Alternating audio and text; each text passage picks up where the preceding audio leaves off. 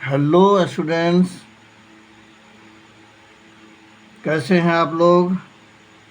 उम्मीद है सारे बच्चे हमारे ठीक ठाक रह रहे होंगे एंड ठीक ठाक अपना स्टडी का वर्क कर रहे होंगे। डियर स्टूडेंट्स, बिना समय गंवाए, बिना टाइम डिस्ट्रॉय किए, हम आज जो बात करेंगे इस वीडियो में वो ये कि कुछ ऐसी चीज़ें होती हैं जिसके लिए दुनिया का प्रत्येक व्यक्ति परेशान रहता है नहीं बल्कि है। जानते हैं कौन सी चीज़ है? क्या है वो? वह है मनी। तो आज हम इसी के ऊपर चर्चा करेंगे, मनी के लिए ही चर्चा करेंगे। Dear students, you all are watching video economics classes by Lalit sir. Dear students, we will talk about money. Very important. Money. And अगर हम आपसे पूछें कि मनी क्या है तो शायद बहुत कम बच्चे ही इसका सही आंसर जानते हैं कि मनी क्या है। ठीक है। वैसे इस वीडियो में जो हम बात करेंगे आज जो बात करेंगे वह बात करेंगे definition of money and it's main functions. ठीक है। जहाँ तक डेफिनेशन की बात है तो बहुत सारे इकोनॉमिस्ट ने अपने अपने तरह से मनी को डिफाइन किया है एंड मनी का इतना ज़्यादा डेफिनेशन हो गया है कि ऐसा लगता है कि मनी का गला घोंट दिया गया हो। यानी जब आप किसी चीज़ की भीड़ में जब आप पहुंच जाते हो, जब किसी गुड्स के भीड़ में पहुंच जाते हो, ठीक है, तो आप कंफ्यूज हो जाते हो कि आप कौन सा लाइक करोगे। ठीक है। मान के चलिए कि आपको चेयर परचेज करना है या आपको कपड़े परचेज करना है, अपने गारमेंट के लिए कपड़े परचेज करने हैं, सिविल ड्रेस के लिए।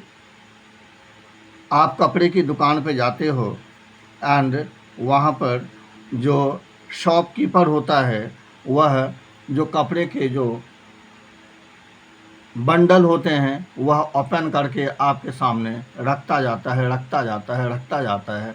उसमें डिफरेंट कलर होते हैं, डिफरेंट डिजाइन्स होते हैं। ठीक है।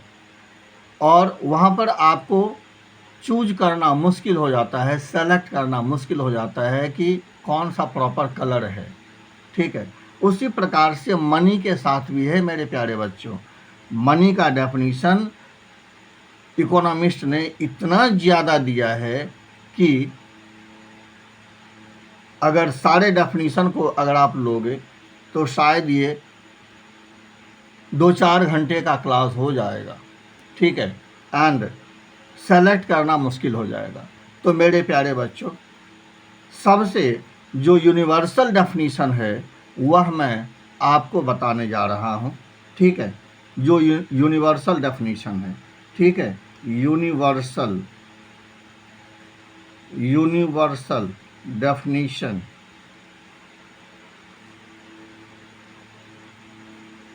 Of money. ये यूनिवर्सल डेफिनेशन ऑफ मनी क्या है तो सुन लीजिए। इसमें आप डेफिनेशन करके लिखेंगे एंड लिखेंगे money is such a thing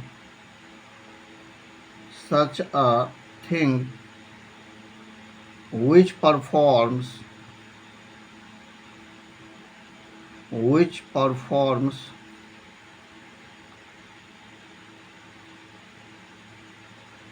the following 4 types of functions। ठीक है, नंबर 1 में as a medium of exchange,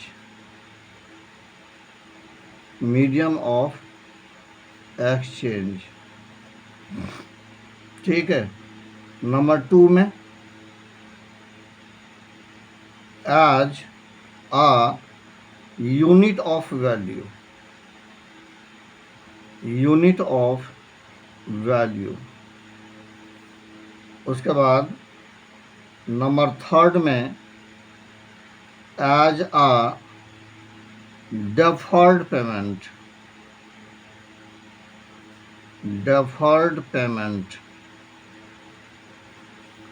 और नंबर 4 में as a store of value। ठीक है। तो इस तरह से आप मनी को डिफाइन कर सकते हैं।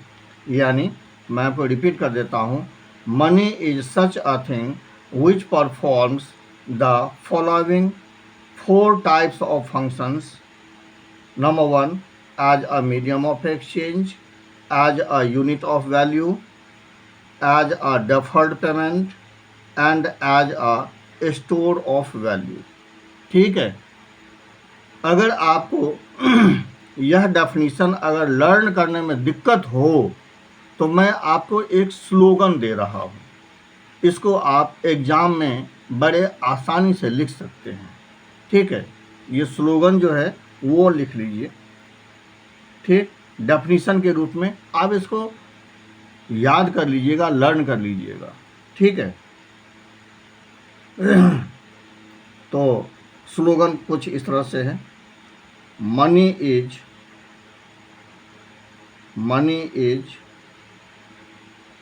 a metal having functions for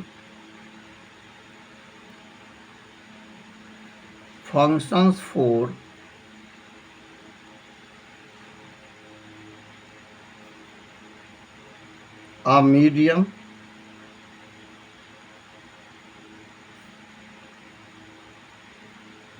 a measure,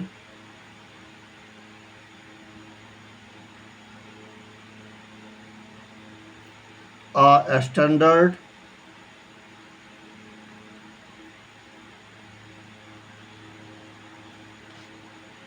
and a store,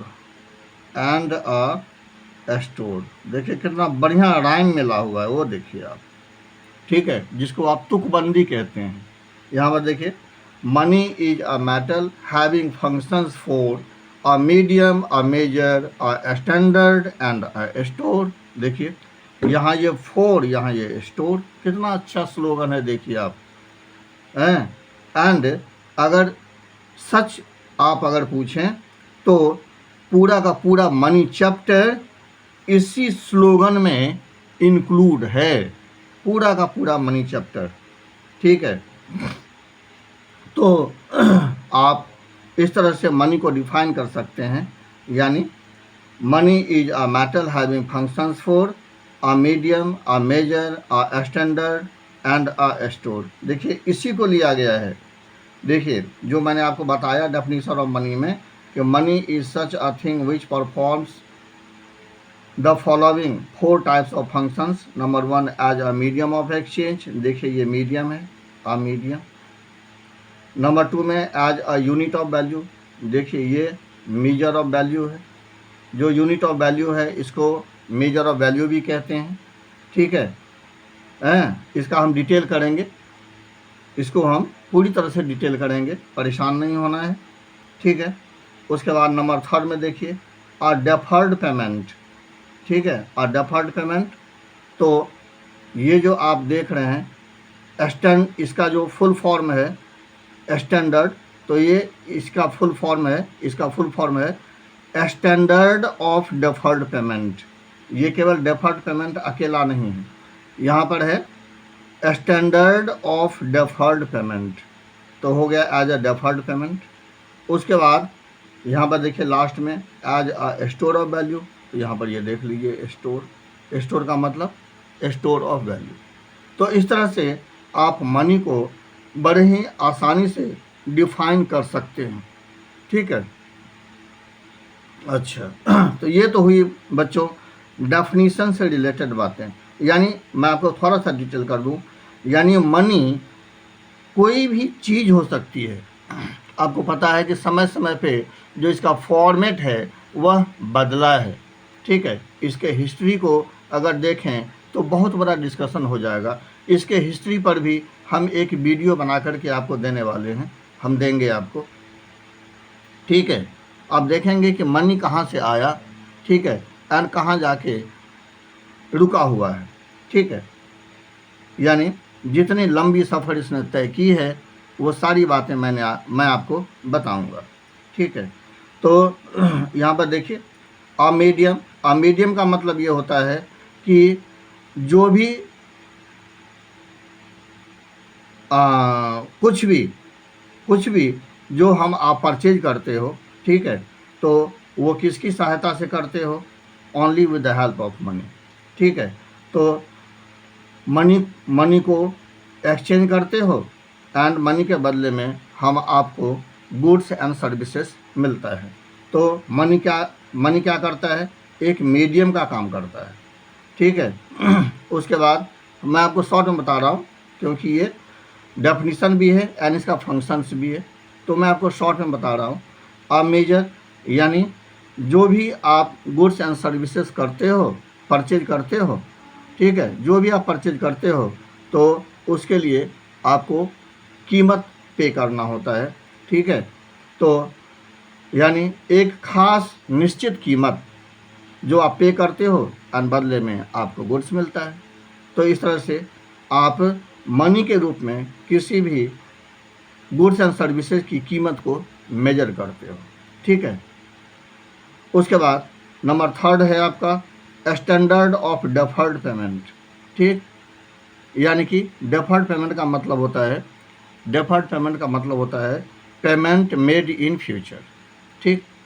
यानी जब आप किसी से उधार लेते हो तो उसके लिए आप क्या करते हो, उसके लिए उसे आप फ्यूचर में पे करने का प्रॉमिस करते हो, ठीक है, जो मनी के रूप में आप करते हो। एंड उसके बाद यहाँ पर आप देख रहे हो स्टोर ऑफ वैल्यू। इसका जो 4th वर्क है वह है आपका store of value. Store of value का मतलब होता है कि आप जो मनी अर्न करते हो तो इसके फ्यूचर यूज के लिए आप उसको सेव करके रखते हो। तो मनी के रूप में जो सेव करना होता है तो ये आसान हो जाता है, ठीक है ना, क्लियर। तो इस तरह से मेरे प्यारे बच्चों आप मनी को अच्छी तरह से डिफाइन कर सकते हो, ठीक। यानी money is such a thing which performs the work as a medium of exchange,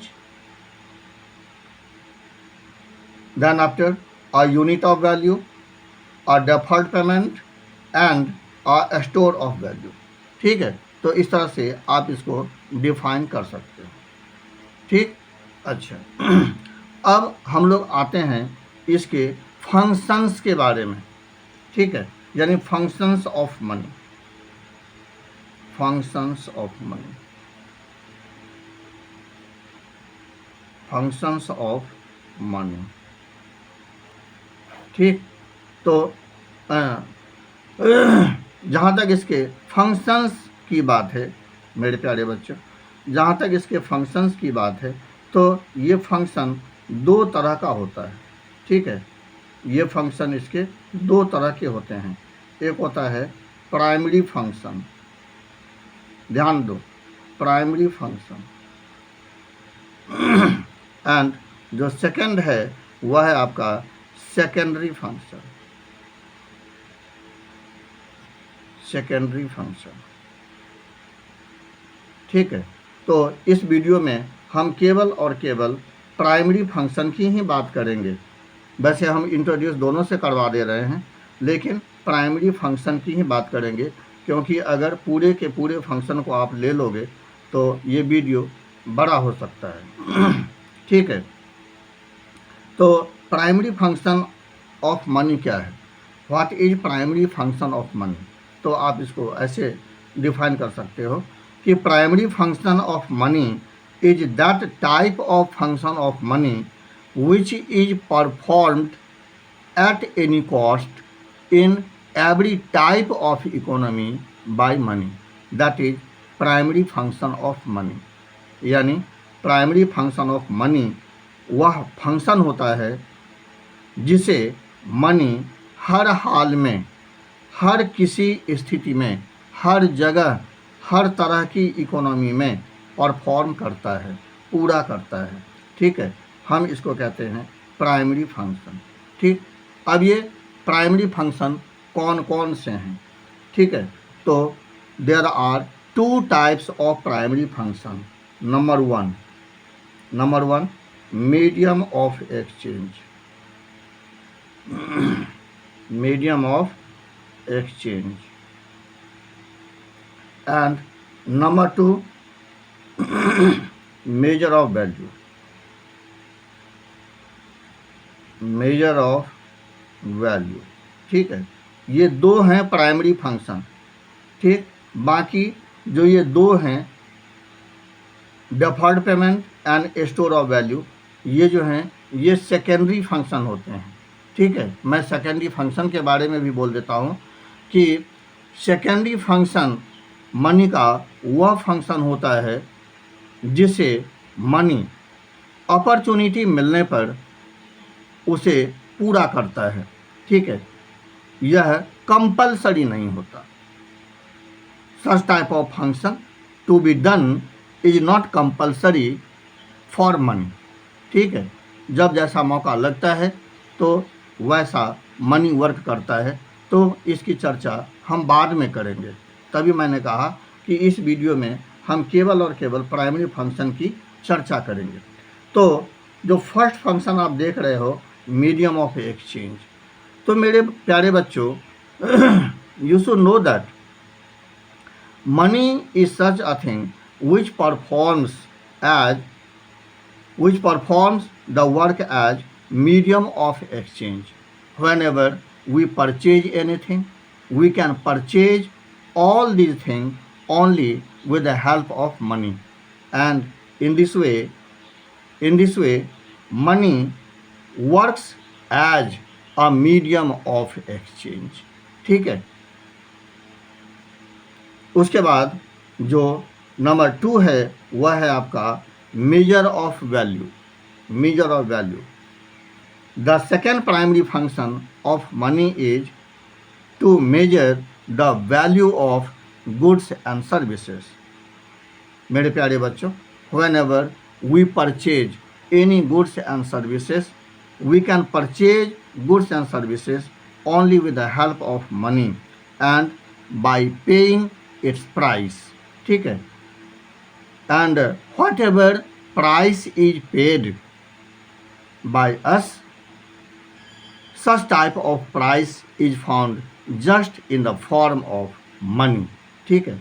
जैसे आप आइसक्रीम खाते हो, ठीक है ना, आइसक्रीम परचेज करते हो, कैंडी आइसक्रीम परचेज करते हो, तो उसके लिए आपको 10 रुपीज़ देना होता है, ठीक है। तो आप कह सकते हो कि in this way money works as a scale of rod, scale of rod, क्या?